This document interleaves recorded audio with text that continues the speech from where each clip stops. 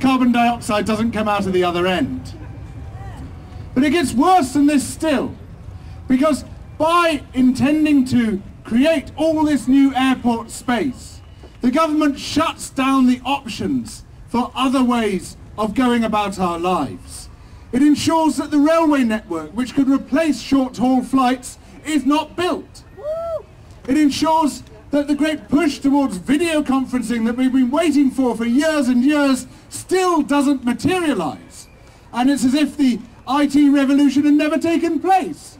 We're stuck with this idea that you have to lift 180 pounds of human being into the air and fly them several thousand miles in order to talk to someone.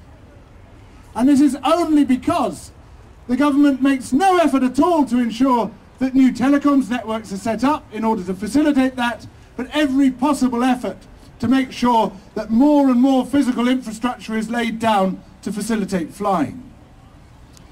And when you look at the map of the new airports and the new runways that the government is planning, you see that George Orwell's prediction in 1984 that Britain is reduced to something called Airstrip 1 is almost materializing.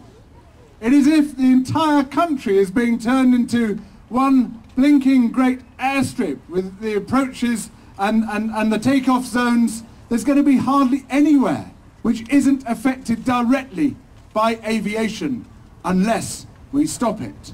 30 major airports have been told to produce master plans to accommodate a more than doubling in the number of flights between now and 2030.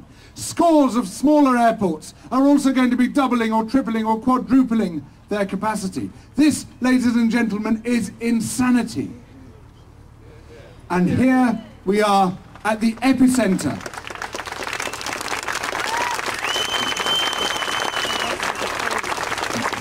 And here we are at the epicenter of these plans.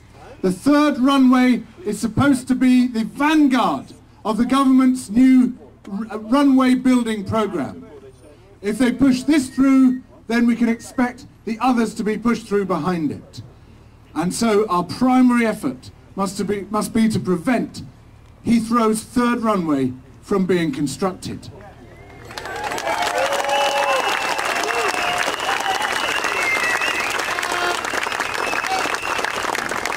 Now the government has had a big surprise. It expected that everyone would imagine, of course, because it supposedly boosts economic growth, that a third runway would be just what they ordered for Christmas. Exactly what's intended to enhance our quality of life, as if somehow economic activity was exactly contingent with people's quality of life. But instead, we have seen people all over this region, all over London, all over the country, standing up and saying no to a third runway. And they've been doing so because they recognise that more and more planes in the air does not enhance our quality of life at all. In fact, it's nothing but a perfect business plan for encouraging flying, because you just have to keep escaping from it if you're going to have any peace of mind at all, and the only way to escape is to get onto an aeroplane. And that people recognise that there has to be an end to this. They recognise that if this goes ahead, in 10 years' time I'll be standing here saying no to a sixth runway and a Terminal 10. They recognise that unless we stop this insane airport building programme, the government will see that it's got a licence to go as far as it wants to go. But where are the people calling for a new third runway? Are they on top of the House of Commons dropping banners? Where are the thousands of people creating a great big yes? They're simply not there. The public is not behind the government.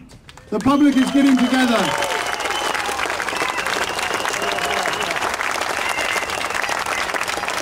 The public is getting together, as we've just seen, to deliver a big fat no to its airport expansion plans. We are here, ladies and gentlemen, not just on behalf of the local people who are being affected by this, but on behalf of people all over the world.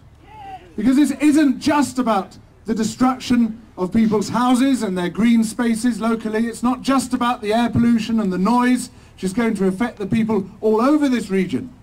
But it's also about climate change.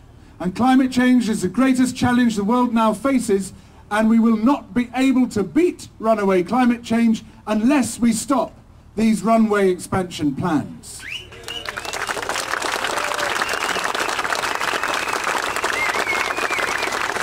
The government has committed itself to a 60% cut in carbon emissions by 2050. Using its own figures, extremely conservative figures, we find that when you take into account all the greenhouse gases produced by planes and look at the airport expansion programme between now and 2050, aviation alone will account for 91% of all the emissions the entire economy can produce. According to independent researchers, it'll be over 250%. How do you trade your way out of that under the European Emissions Trading Scheme? You need to have several economies giving up their entire carbon emissions in order to absorb the impact of aviation alone. And ladies and gentlemen, it simply cannot be done. It is mathematically impossible. So how do they get round this? Hey presto, international aviation is not counted under the carbon emissions as far as the climate change bill is concerned. And so they just erase it from the record, as if it just doesn't exist at all. We are here to defend the local people whose houses are being demolished and whose lives are being ruined. We are here to defend the people of London and the surrounding counties whose peace of mind is being wrecked by the noise of these runways.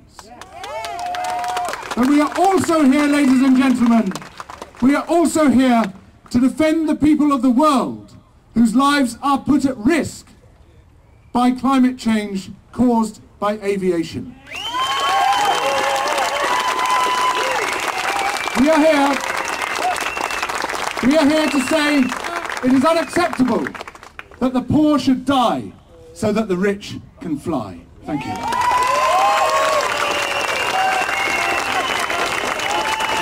Thanks, George. We have a couple more speakers here.